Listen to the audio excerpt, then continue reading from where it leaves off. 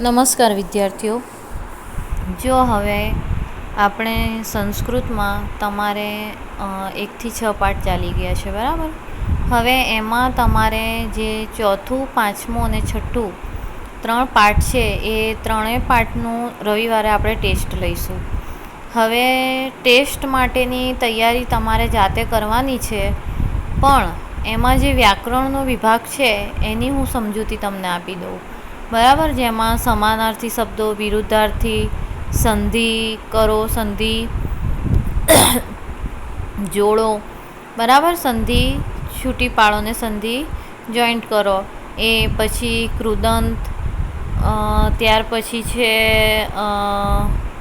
તમારે કૃદંત છે, સમાસ છે, એ બધાની સમજૂતી હું હમણાં આપી દઉં છું તમને. અને જે સ્વાધ્યાયના ક્વેશ્ચન આન્સર છે એ પણ તમારે જાતે કરવાના હશે. જે શોર્ટ ક્વેશ્ચન આન્સર છે એ બધા જ તમારે તૈયાર કરવાના. આપણે 20 માર્ક્સનું ટેસ્ટ રવિવારે લઈશું, બરાબર. હવે એ ટેસ્ટમાં તમારે 3 પાઠ પૂછાશે. પાઠ ચોથો, પાંચમો અને છઠ્ઠો. એની વ્યાકરણની સમજૂતી હું ફરીથી એક વખત તમને પુનરાવર્તન કરાવી દઉં છું, રિવિઝન કરાવી દઉં છું. અને બીજા જે ક્વેશ્ચન આન્સર છે, સ્વાધ્યાયના છે, ભાષાંતર છે, શબ્દાર્થ છે, એ તમારે જાતે કરવાનું છે. હવે જુઓ, વ્યાકરણ આપણે સમજી લઈએ કે સમાનાર્થકાન શબ્દાન. તમારે ચોથા પાઠનું પહેલું વ્યાકરણ સમજાવી લઉં, અને આની PDF પણ હું કરીને મોકલાવીશ. આના પહેલાં પણ મેં મોકલાવી દીધેલી છે, બરાબર. પણ પછીથી એક વખત હું તમને PDF કરીને મોકલાવીશ. એમાં જોઈને તમારે વ્યાકરણ તૈયાર કરવાનું છે, અને જે શોર્ટ ક્વેશ્ચન આન્સર છે એ પણ તૈયાર કરવાના છે, બરાબર. વૈકલ્પિક ક્વેશ્ચન આન્સર છે એ પણ કરવાના છે. હવે જુઓ, વ્યાકરણમાં તમારે ચોથા પાઠમાં છે સમાનાર્થકાન શબ્દાન, એટલે કે સમાનાર્થી શબ્દો, પર્યાયી શબ્દો, બરાબર. એમાં પહેલું જ છે ઘટઃ. ઘટઃ એટલે ઘડો, બરાબર. એનું સમાનાર્થી સંસ્કૃતમાં થશે કલશ. ઉત્પાદયિતા એટલે કે પિતા. ઉત્પાદયિતા એટલે કે જે જન્મ આપે છે તે. એને શું કહેવાશે? એનો સમાનાર્થી જનક. ચક્રાયુધ, બરાબર. ચક્રાયુધ બીજું કોને કહેવામાં આવે છે? કોને ચક્રાયુધ કહેવામાં આવે છે? જનાર્દન, શ્રી કૃષ્ણને, બરાબર. શ્રી કૃષ્ણ લખો કે જનાર્દન લખો, તમારે તૈયાર કરી નાખવાનું છે. સમાનાર્થી છે સ્વર્ગમ. સ્વર્ગમ એટલે કે સ્વર્ગ. એને બીજા સમાન શબ્દમાં શું કહેવાશે? ત્રિવિષ્ટપમ, બરાબર. યાદ રાખવાનું છે. જુઓ, ક્ષિપ્રમ એટલે કે ઝડપી. ત્વરિતમ કે તૂર્ણમ. વસુંધરા એટલે કે પૃથ્વી, ધરતી. એનું સમાનાર્થી થશે મેદિની. યુદ્ધમ એટલે કે યુદ્ધ. એનો સમાનાર્થી થશે સંગ્રામ. જો આ સમાનાર્થી તૈયાર કરી નાખજો, બરાબર. એવી જ રીતે છે વિરુદ્ધાર્થકાન શબ્દાન, વિરુદ્ધાર્થી શબ્દો. અર્ધમ એટલે અડધું. પૂર્ણ એટલે કે પૂર્ણ, ભરેલું, બરાબર. ઉત્થાય તો ઊભા થઈ જવું. એનો વિરોધી થશે ઉપવિશ્ય. સ્વર્ગમ તો સ્વર્ગનું વિરોધી નર્ક. ઇદાનીમ, તદાનીમ. નિર્જિતા, પરાજિતા. જો અહીંયા બરાબરની નિશાની છે ને, પણ તમારે ક્રોસની નિશાની પાડવાની છે, બરાબર. અહીંયા ભૂલમાં બરાબરની નિશાની થઈ ગઈ છે, તમારે ક્રોસ લખી દેવાનું. ગુણાકારની નિશાની જે આપણે કરીએ છીએ ને એ. ક્રૂર, ઇદાનીમ, તદાનીમ. નિર્જિતાનો વિરોધી થશે પરાજિતા. ક્રૂર એનો વિરોધી થશે દયાલુ. કાંક્ષિતમ, અકાંક્ષિતમ. કાંક્ષિતમનો વિરોધી અકાંક્ષિતમ. હવે જુઓ, સંધિકૃત. ઇતિ વત્તા અર્ધ વત્તા ઉક્ત. ઇત્યોર્ધોક્તે. ઘટોત્કચ વત્તા અહમ. ઘટોત્કચો અહમ. ડ જે મોટું આવે છે એ મૂકી દેવાનું. આસનાત વત્તા ઉત્થાય તો આસનાદ ઉત્થાય. તાવત વત્તા ઈદૃશી. તાવદીદૃશી. દૂતઃ વત્તા અહમ વત્તા અસ્મિ. દૂતો અહમસ્મિ, બરાબર. જો પેલું ડ આવે છે ને જે મોટો, એ મૂકી દેવાનું જ્યારે હર્સ્વ આવે ત્યારે. હવે એવી જ રીતે છે સંધિ વિચ્છેદ કરું, એટલે કે સંધિ છોડો. ઘટોત્કચો વત્તા અહમ. ઘટોત્કચો અહમ. એની સંધિ છૂટી પાડીશું તો શું થશે? ઘટોત્કચ વત્તા અહમ. ડ છે એનું અ થઈ જાય. શકુની રેશઃ તો શકુનિહિ વત્તા એશઃ. શકુનિહિ વત્તા એશ. હર્સ્વ આવે એટલે રનું એ થઈ જશે, બરાબર. દૂત ઇતિ એની સંધિ છૂટી પાડીએ તો હર્ષ આવી જાય. દૂતઃ વત્તા ઇતિ, એમાં કશું જ ફરક નથી, ખાલી 2 મીંડા આવે એ જ. યુધિષ્ઠિર આદયશ્ચ, તો યુધિષ્ઠિર આદય વત્તા ચ. સ્વર્ગમ અભિગતો અસી, સ્વર્ગમ વત્તા અભિગત વત્તા અસી. હવિરીતિ, હવિહિ વત્તા ઇતિ. રાક્ષસેભ્યો અપી, રાક્ષસેભ્યઃ વત્તા અપી. જે આ લાંબુ ડ આવે છે ને એની જગ્યાએ અ જ આવી જાય જ્યારે સંધિ છૂટી પાડવાની હોય તો પણ અને જોઈન્ટ કરવાની હોય તો પણ. હવે જુઓ કૃદંતના પ્રકાર લખો. એમાં પહેલું છે શ્રોતવ્ય, ય આવે પાછળ એટલે વિંધ્યર્થ કૃદંત. પરિત્યજ્ય સંબંધકભૂત કૃદંત. અભિગત ત છે એટલે કર્તરીભૂત કૃદંત. ઉપસૃત્ય ય છે એટલે સંબંધકભૂત કૃદંત. આગળ શ્રોતવ્યમાં પાછળ હર્સ્વ છે એટલા માટે આપણે વિંધ્યર્થ લખ્યું, બરાબર. બાકી પાછળ ય આવતું હોય એકલું જ ય તો એ સંબંધકભૂત કૃદંતમાં જ જાય. પછી દૃષ્ટુમ, તુમ પ્રત્યય છે એટલે હેત્વર્થ કૃદંત. અને કાંક્ષિતમ એટલે કર્મણી ભૂત કૃદંત. મ ખોડો છે એટલે કયો ભૂત કૃદંત આવશે? કયો કૃદંત આવશે? કર્મણી ભૂત કૃદંત. હવે જુઓ પાઠ 5 વ્યાકરણ આધારિતમાં કૃદંત જોઈએ. પહેલાં પ્રવિષ્ટ કર્તરી ભૂત કૃદંત. આકૃષ્ટમ મ ખોડો છે એટલે કર્મણી ભૂત કૃદંત. યોજયિતુમ, તુમ પ્રત્યય છે એટલે હેત્વર્થ કૃદંત. ઉત્કૃષ્ટ ઉક્ત્વા વા છે એટલે સંબંધકભૂત કૃદંત. આદય ય સંબંધકભૂત કૃદંત.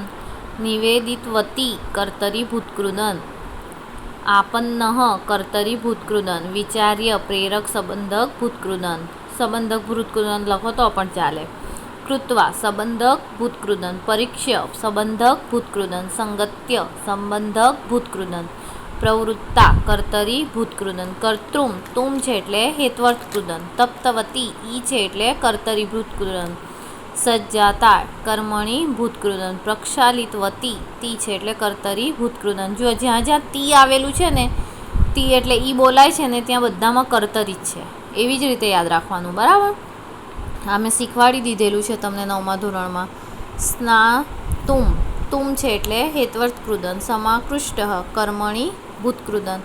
સમાગત કર્મણી ભૂત કૃદંત. સમાસના પ્રકારો જુઓ.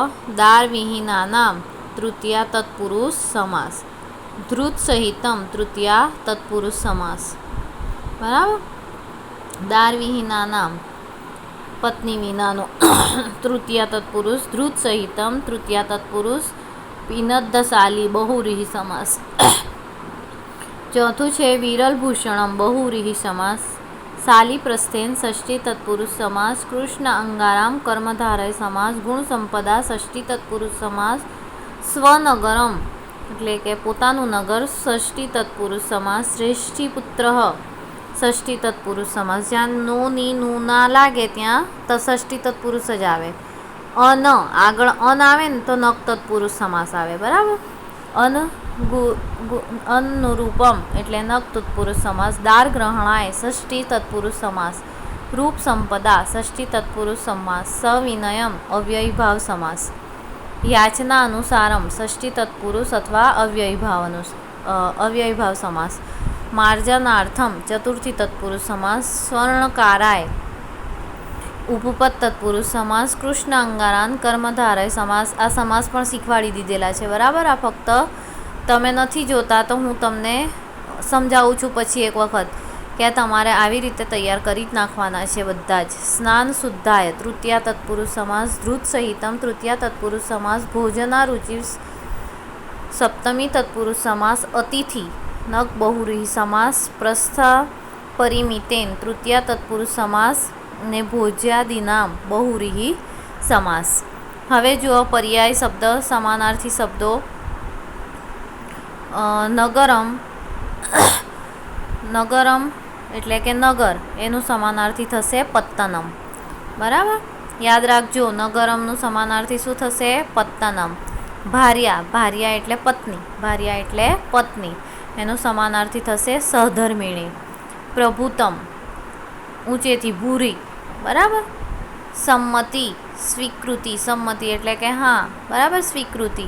વિવાહ એટલે કે લગ્ન, આપણે જે કરીએ છીએ વિવાહ, લગ્ન જે આપણે કહીએ છીએ ને, લગ્ન, મેરેજ, બરાબર. ને શું કહેવાશે? ઉદ્દાહ. વિવાહ પણ કહેવાય અને એનો પર્યાય શબ્દ થશે ઉદ્દાહ. કૌશલમ એનો સમાનાર્થી શબ્દ, પર્યાય શબ્દ થશે નૈપુણ્યમ, નિપુણતા. કૌશલ એટલે નિપુણતા, નૈપુણ્યમ. જલમ એટલે કે પાણી, એનું સમાનાર્થી થશે સલિલમ. વિરુદ્ધાર્થકાન શબ્દાન વિરુદ્ધાર્થી શબ્દો સ્વકીયમ, પરકીયમ. સ્વ એટલે પોતાનું, પર એટલે પારકાનું, ગુણવતી, ગુણવાળી. નિર્ગુણા ગુણ વગરની. પ્રભુતમ, પ્રભુતમનો વિરોધી થશે અલ્પમ. પ્રભુતમ એટલે વધારે, અલ્પમ એટલે ઓછું. સકૃતમ સ્વીકાર્ય, અસકૃતમ અસ્વીકાર્ય. ઉષ્ણમ એટલે ગરમ, શીતમ એનો ઉષ્ણમનો વિરોધી થશે ઉષ્ણ એટલે ગરમ, એનો વિરોધી થશે શીતમ, ઠંડુ. ક્રય વિક્રય, એનો વિરોધી થશે વિક્રય. હવે જુઓ સંધિ વિચ્છેદ કુરુત. ભાર્યા અહમ વિંદેયમિતિ. તો ભાર્યાયામ વત્તા અહમ વત્તા વિંદે વત્તા ઇતિ. રૂપ સંપદા ભીભૂત, રૂપ સંપદા વત્તા અભિભૂત. પછી છે ઓમિત્યુક્ત્વા, ઓમ વત્તા ઇતિ વત્તા ઉક્તવા. કાલનેવ, કાલેન વત્તા એવ. વિધિવદુપમ્ય, વિધિવત વત્તા ઉપયમ્ય. પછી જુઓ સંધિ કુરુત, સંધિ કરો, બરાબર. સંમતો વત્તા ઉદ્દહામી, સંમતા ઉદ્દહામી. ધાન્યમ વત્તા આદય, ધાન્યમાદય. તસ્માત વત્તા યત, તસ્માદ્યત. તાંડુલાન વત્તા અસકૃત, તાંડુલાન સકૃત. સંધિ કરતાં તો તમને આવડે જ છે, બરાબર. શીખવાડી દીધેલું છે આ બધું જ. આ ફરીથી એક વખત રિપીટેશન થાય છે, બાકી પહેલાં બધું જ તમને શીખવાડી દીધું છે. હવે જુઓ પાઠ 6માં આપણે વ્યાકરણ આધારિત પર્યાય શબ્દો, સમાનાર્થી શબ્દો જે છે એ તીરે એનો સમાનાર્થી થશે કુલે. ગુરુહુ એટલે એનો સમાનાર્થી થશે આચાર્ય.